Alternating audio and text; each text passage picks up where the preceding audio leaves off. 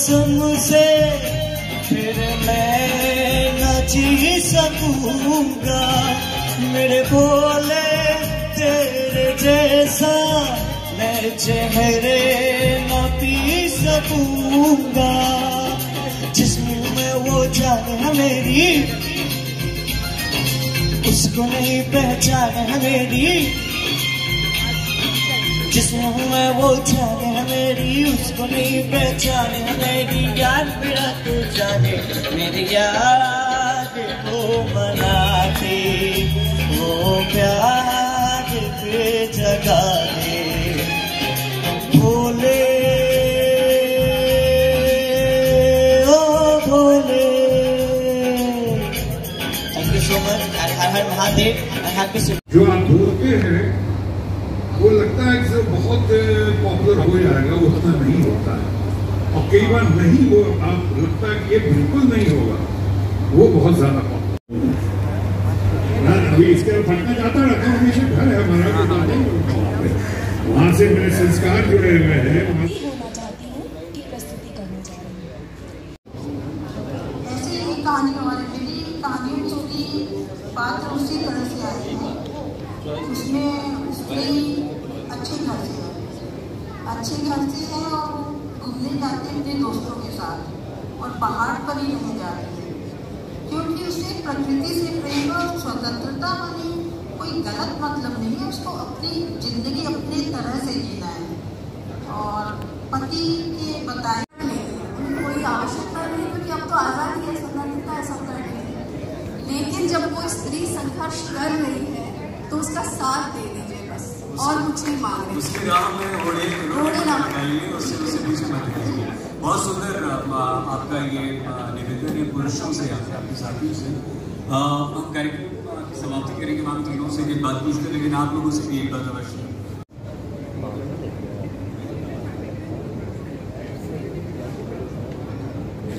পরের session start করব।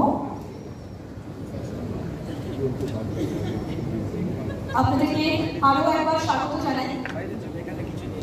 গত দুদিন ধরে আজকে তার দ্বিতীয় দিন, আজকে সকলকে আরো একবার স্বাগত জানাই। অনেকক্ষণ ধরে আপনারা আমাদের সঙ্গে রয়েছেন এবং শহর কলকাতা, আজ তাক বাংলা, এই শহর কলকাতায় কিছুদিন হলেও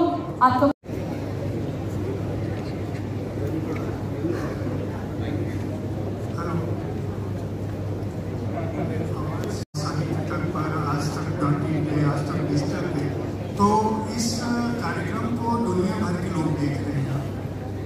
मनोरंजन व्यापारी जी का परिचय बड़ा अपने आप में एक अनोखा परिचय है। इस विषय को रखते समय जब हमने राजनीति रखा था तो हमारे दिमाग में ये बात थी कि परी कथा से लोग रोमांचित होते हैं, लेकिन व्यापारी जी का अपना जीवन किसी रोमांचक कथा से कम नहीं। तो सबसे पहले तो मैं आपको आज तक के मंच पर, साहित्य आज तक के मंच पर आपका बहुत बहुत स्वागत करता हूँ। और मैं चाहूँगा कि आप अपनी कथा, जो निश्चय की बात है, जो आपके जीवन के संघर्षों की बात है, और आज जो आप न केवल राजनीति में आपकी अपनी साथी की, कामरेड की, जो अपने अधिकारों के लिए जागरूक रहा है और कभी भी विरोध करने में अपने को बेच नहीं पाया, और एक लेखक के रूप में, और अब आप विधानसभा में तृणमूल कांग्रेस का प्रतिनिधित्व करके तृणमूल कांग्रेस का प्रतिनिधित्व करते हैं। तो ये जो यात्रा है उसके बारे में बताइए। नमस्कार। दादी बोली नाकि? दादी बोली? आप बैठिए।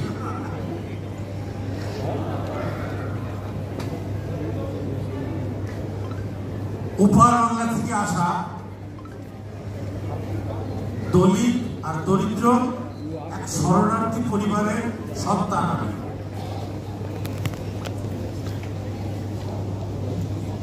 এপার বাংলা শিরোমণিপুর বাঁকুড়া জেলার রিফিউজি ক্যাম্পে আমাদের স্থান হয়েছিল।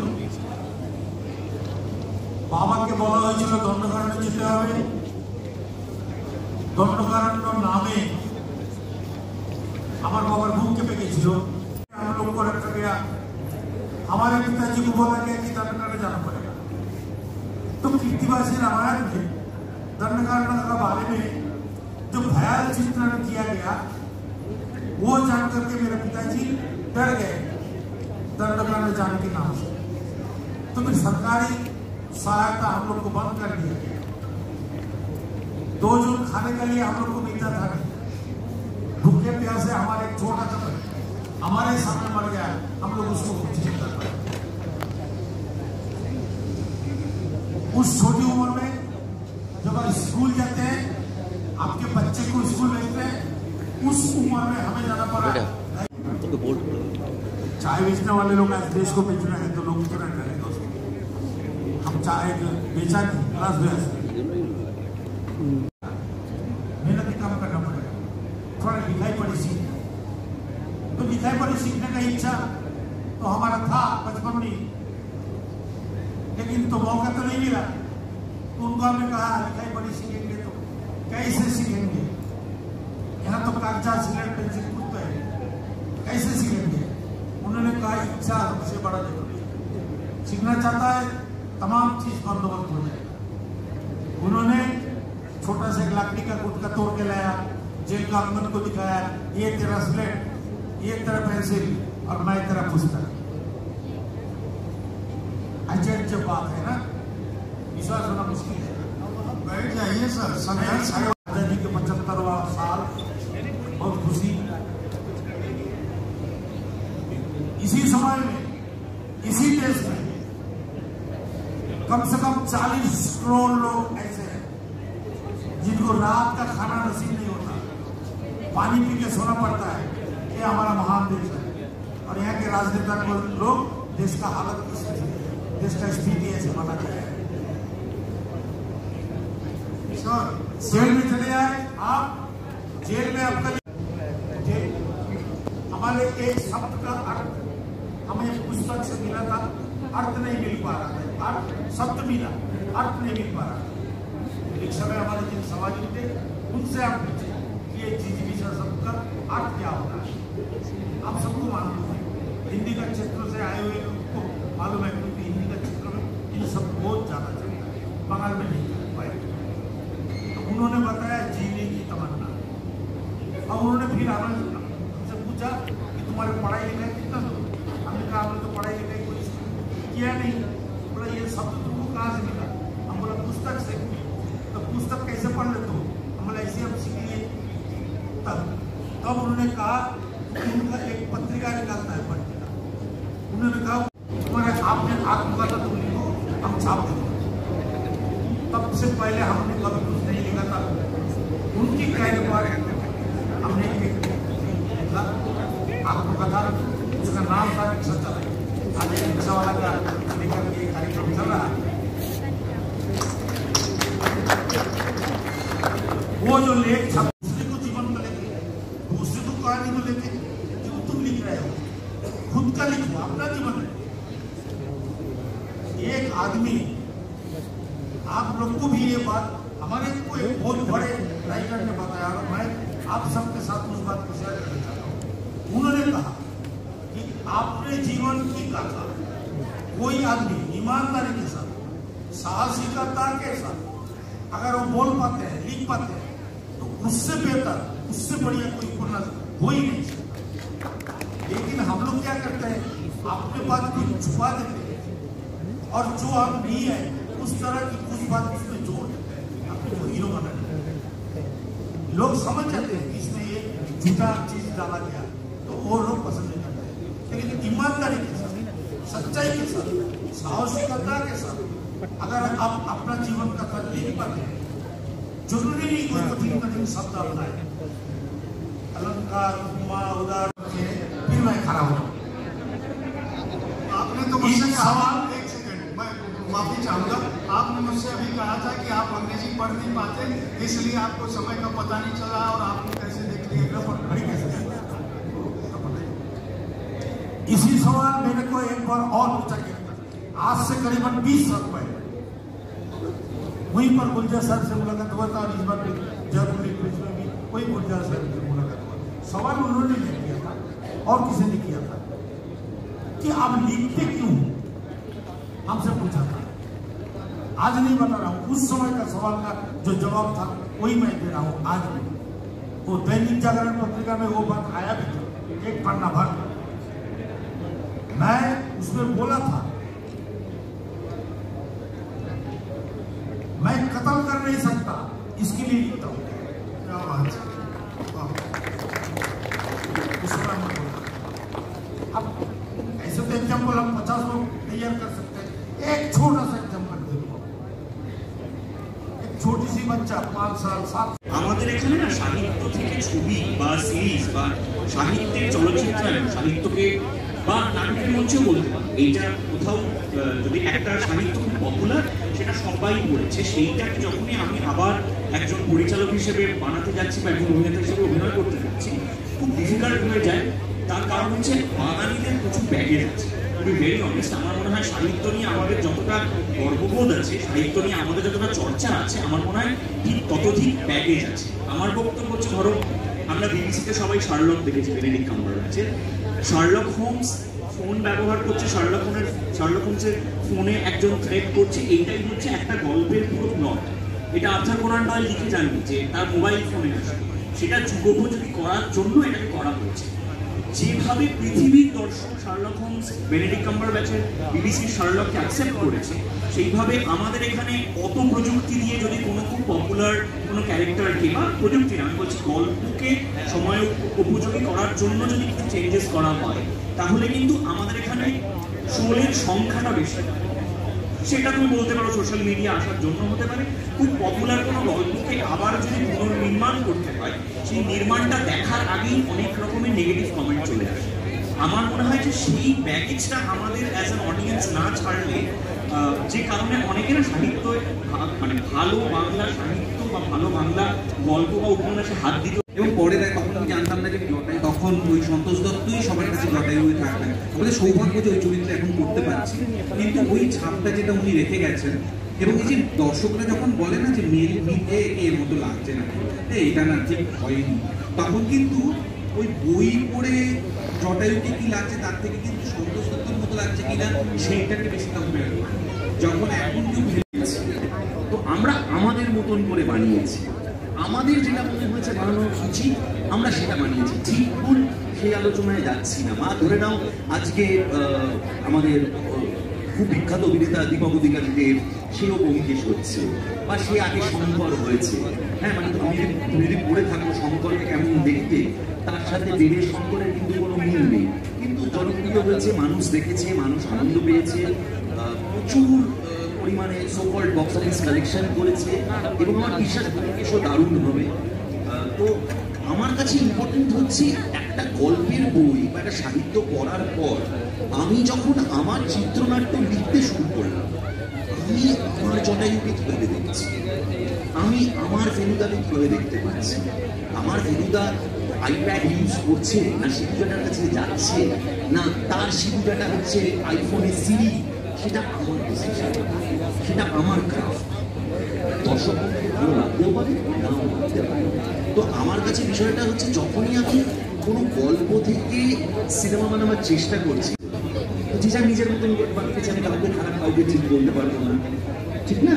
তো সেই জায়গায় দাঁড়িয়ে আমার মনে হয় আজনটাকে আমার মায়ের মতো প্রথম যদি খাইয়ে দিত, তাহলে কোনোদিন দইটা বেরোতো, ও তো নিজেই খাওয়াই বেরোতো।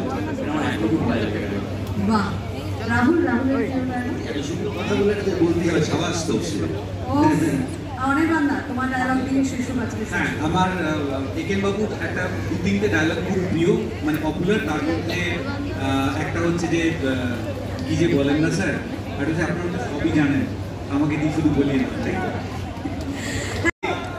इसलिए दोस्त क्या आपने ये कुर्सियां भर दी, ये इस कोने से लेकर उस कोने तक आपने मंडप भर दिया, ये पंडाल भर दिया। विश्वास मानिए, भरी हुई कुर्सियां देख के एक वक्ता को, एक कलाकार को वही खुशी होती है जो मेडल से भरा हुआ अपना सीना देखकर एक जवान को होती है, या फिर फसलों से भरा हुआ अपना खेत देखकर एक किसान को होती है। तो मेरे जीते हुए मेडल भी आप हैं, मेरी बोई हुई फसल भी आप हैं। एक बार अपने लिए दमदार तालियां बजाइए। Thank you Shweta. साहित्य मैं अब भी एक आवाज पे आ जाऊंगा खिंचकर, ढूंढो कोई बहाना, बुलाओ तो किसी रोज 9, 8, 205 और आखिर में 607 नंबर वही है मेरा, मिलाओ तो किसी रोज। पर नंबर ही नहीं मिलाया। नंबर इसलिए नहीं मिलाया कि अरे ये तो नकारा है, ये तो बेरोजगार है, ये लाइफ में कुछ नहीं करेगा, इसका कुछ नहीं होने वाला। और हमने क्या किया, जो लिखता है मुकद्दर की इबारत वो तेरी सोच से ज्यादा बड़ा है। जो लिखता है मुकद्दर की इबारत वो तेरी सोच से ज्यादा बड़ा है।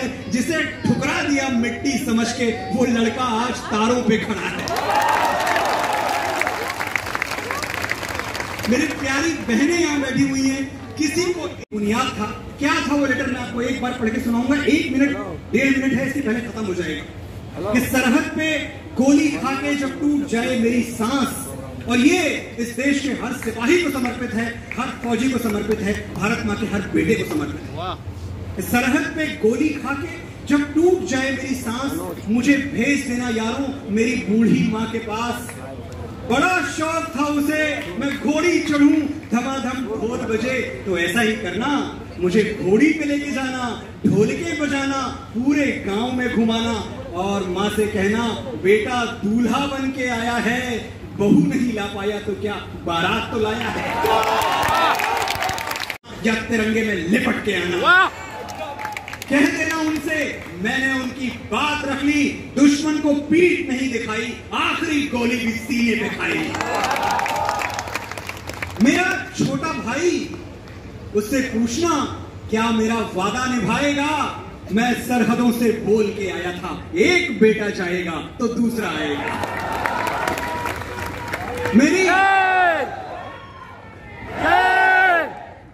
मेरी छोटी क्या करूं, खत्म हो गया ये, 2 मिनट में खत्म करता हूं मैं। मेरी घर 2 घड़ी के लिए वहां जरूर ठहरना, वहीं तो रहती है वो, दूसरा वादा टूट गया। बस एक आखिरी गुजारिश, मेरी आखिरी ख्वाहिश, मेरी मौत का मातम ना करना। मैंने खुद ये शहादत चाही है, मैं जीता हूं मरने के लिए, मेरा नाम सिपाही है। ऐ मेरी जमीन अफसोस नहीं जो तेरे लिए 100 दर्द सहे, महफूज रहे तेरी आन सदा, चाहे जान मेरी ये रहे न रहे।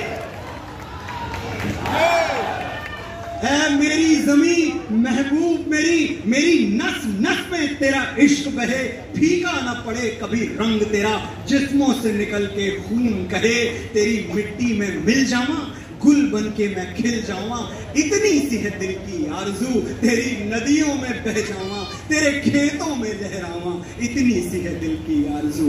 वंदे मातरम, भारत माता की जय। Thank you very much.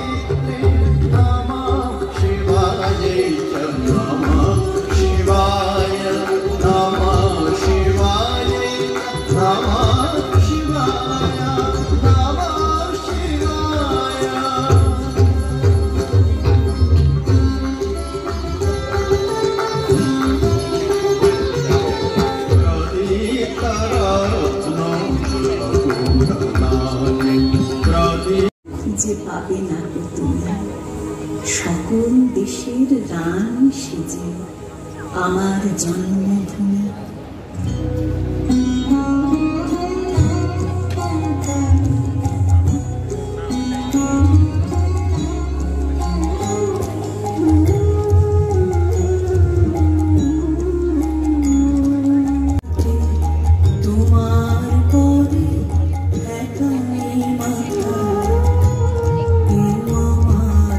দেশের মাটি তোমার পরে একাই মাথা, তোমাতে বিশ্বময়ী,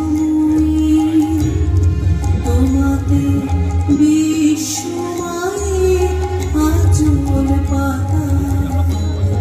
ও আমার দেশের মাটি তোমার পরে একাই মাথা।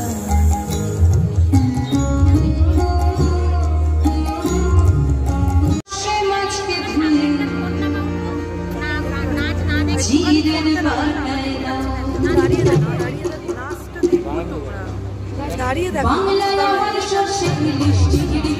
দাঁড়িয়ে দেখো।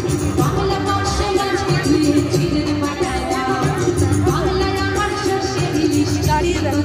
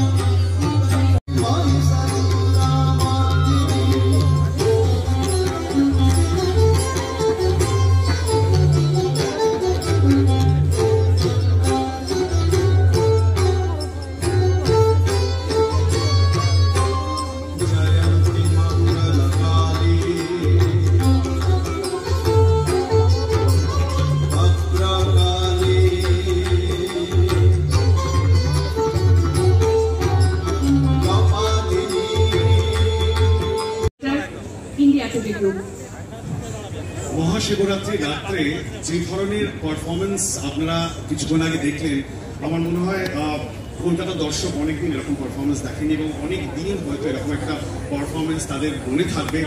কিন্তু একটা জিনিস কিন্তু ডোনাদি আজকে মানে নির্দ্বিধায় প্রুভ হয়ে গেল। 22 গজে আমরা জানি দাদা কিভাবে স্পিনারদেরকে নাচায়, কিন্তু বাড়িতে যে তুমি নাচাও সেটা নিয়ে আর কোনো সন্দেহ থাকছে না। কি বলছেন? Because he's Dada after all. There's only one Dada in Calcutta. Absolutely, there is only one Dada in Calcutta. But Donadi, so absolutely right. Absolutely. ডোনাদিকে যখন পেয়েছি একটা প্রশ্ন, যে প্রশ্নটা আপনাদের সবার মনের মধ্যে রয়েছে, আপনারা জানেন তো সৌরভ গাঙ্গুলির বায়োপিক আসতে চলেছে? আমি বায়োপিকের কথা এখনো জানি না, কিন্তু কৌতূহল হচ্ছে না কে সৌরভ গাঙ্গুলি রোল প্লে করবে? দিদি যখন আছে একবার দিদিকে জিজ্ঞাসা করি। We have a lot of characters, like, you know, I gave my best artist and Dada gave his, so we talked about a lot of people, like everybody, the actors and actors.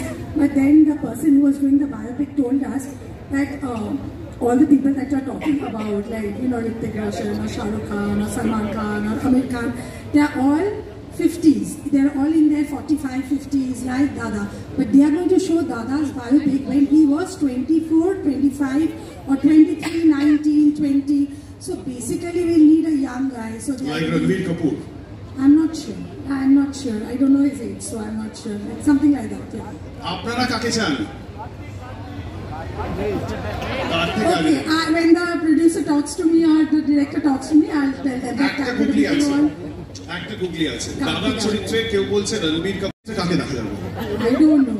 I really don't know. Doradi, thank you so much for coming to Sahitya Aaj Tak. প্রথমবার Sahitya Aaj Tak আমরা কলকাতায় করলাম এবং তুমি আমাদের এই মঞ্চে এত সুন্দরভাবে যেটা বলা যেতে পারে উদ্ভাসিত করলে, কেমন লাগলো? অনেক অনেক ধন্যবাদ আপনাকে এবং পুরীজিকে and the whole India Today and Aaj Tak group, and of course thank you so much and for letting us display our Indian culture, our Indian classical dance heritage on this platform, because I know Aaj Tak has a huge following and I think it's one of the biggest channels in India. So thank you so much for letting us display our Indian classical dance in this platform. Thank you so much.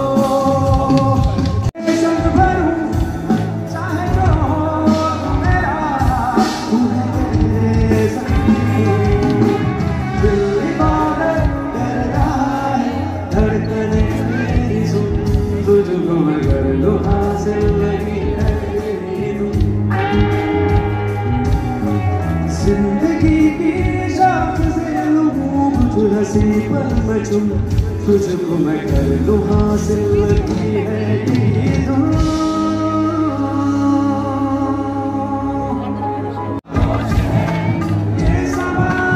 ये समा कुछ आए हैं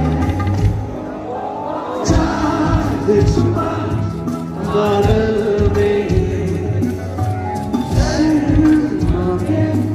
मेरी जान